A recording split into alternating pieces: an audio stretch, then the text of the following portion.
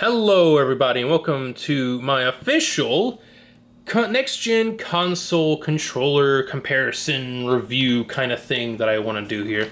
So pretty much what this video is going to do is it's pretty much going to compare and kind of criticize the two new next-gen controllers.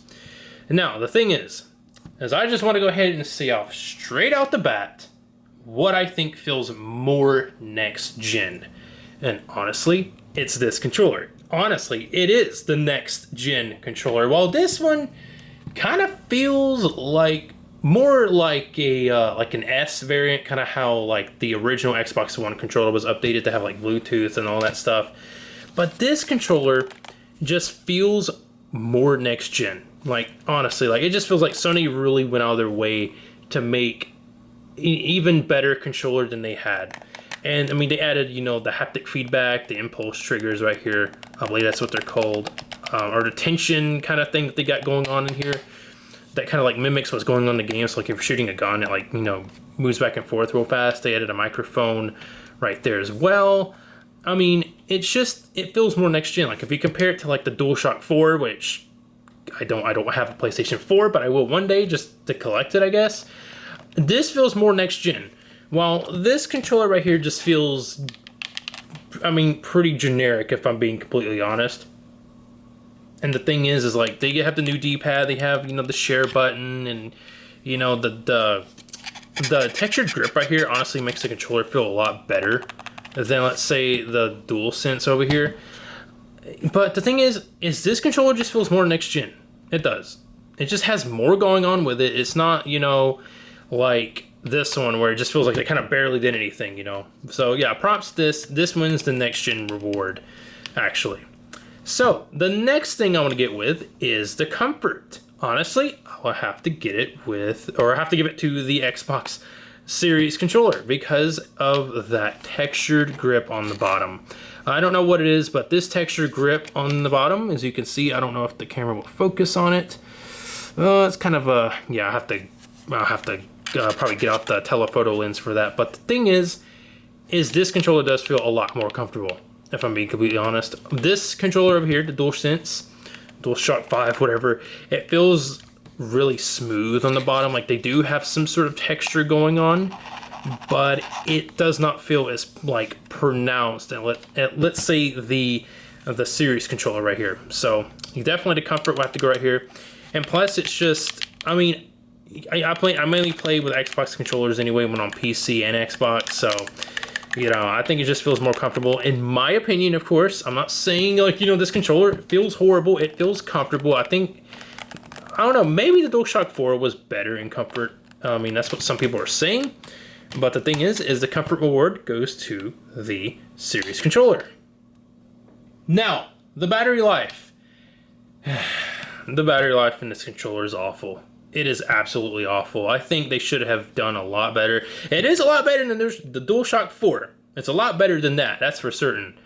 But of course, the battery reward goes to the Xbox controller. Now, I'm not an Xbox fanboy by any means. Please don't assume that in the comments. I'm not trying to say that this controller right here is horrible, but the battery life in this thing is better. Mainly it's because I'm using a bigger battery pack. This is a 2500 milliamp battery in this, while this is a 1500 milliamp battery in this. Now, the thing is I don't know how it does on batteries. It's been so long since I used batteries on an Xbox controller. But you can kind of see the downside of having internal batteries. Don't get me wrong. The pros to this controller having internal batteries is that you don't ever have to change them out. Just plug it in and you're good to go and charge it up. But the thing is you can't upgrade like how long they last. And also keep in mind that internal batteries, like in the PlayStation 4, the PlayStation 3 controller, and including this one, does have its limits. That means that over time, these rechargeable batteries will lose its charge, so you cannot change them out. You'll have to get a whole other controller, or you will have to send it back to Sony and get a new battery, or take it apart yourself, which I'm not taking this thing apart at all. That thing is a nightmare to take apart, I imagine. But the thing is look at the pros on this is that you can change the batteries out. You can upgrade how much, you know, milliamp hours you want. But the thing is you start out with, like, let's say if you don't have a rechargeable battery pack, well, guess what? You're stuck to using AA. And I mean, we've been using AA batteries with the 360, and that was like 2 generations ago. So I see why a lot of people don't like this at all, which I prefer this over that. Because, I mean, the thing is, you can upgrade your batteries, you can make them last longer, and you can change them out whenever, you know, you think that they're dying on you or something when you charge it up so much. I like that reflection. Yeah. But the thing is now let's start out with the design. The design of this controller obviously is the winner. Kind of like how I was saying in the first thing, that it had a more next-gen feel to it. And this controller definitely does feel next-gen. But the overall design goes to this controller right here. Because it just, I mean, they redesigned it. And, you know, it just feels more different than before. While this one just feels like a generic Xbox controller. Now, I do respect what Microsoft did here, as they did not change the controller design by any means. Which I got my good old Xbox One controller right here.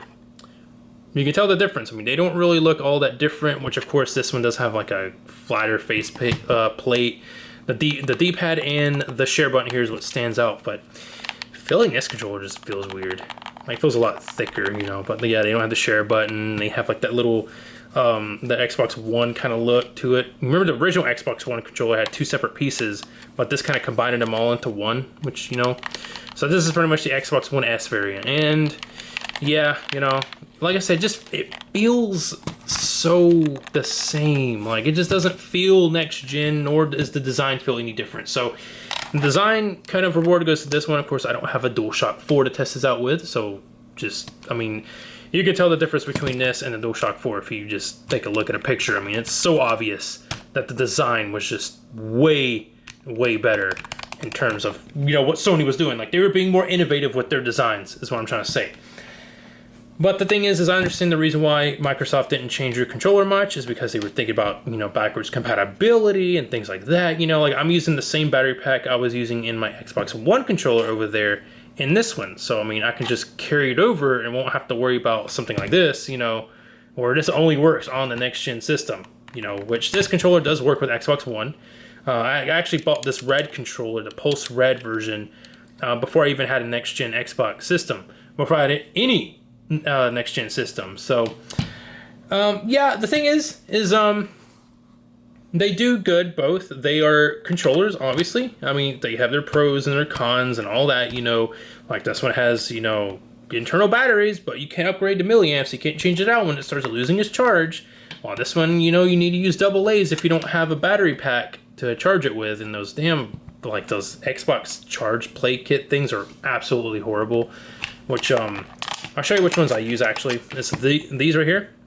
I don't know how to, it says B-Bond Cool. I don't know. I've had this since 2019. They still work flawlessly. It's 2,500 milliamps, or 2,550 to be exact.